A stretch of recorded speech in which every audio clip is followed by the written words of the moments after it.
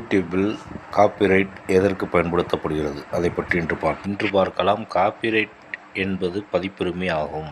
Copyright என்பது யூடியூப்பில் இயல்பாக உள்ள ஒரு அமைப்பாகும். காப்பிரைட் யூடியூப்பில் பயன்படும் முறைகள் எப்படி என்பதை பற்றி பார்ப்போம்.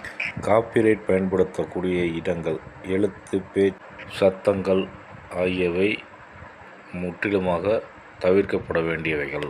ஏற்கனவே ஒரு வீடியோ அப்லோட் செய்யப்படுகின்றது, அதில் உள்ள வார்த்தைகள் வேறு வீடியோவில் வரக்கூடாது. குறிப்பாக சினிமாவில் உள்ளவர்களின் பாட்டு, இசை எதுவும் வரக்கூடாது. குறிப்பாக அதிர்ச்சி சம்பந்தமாக, இரத்த சம்பந்தமான வீடியோ வரக்கூடாது. தவறுதலாக வீடியோ எதையும் அமைக்கக்கூடாது. பொய்யான விஷயங்களை யூடியூப்பில் பரப்பக்கூடாது.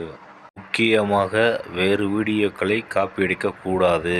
ஏனென்றால் யூடியூப் உங்கள் வீடியோவை கண்காணித்து நிறுத்திவிடும். காப்பிரைட்டை யாரும் கொடுக்க முடியாது.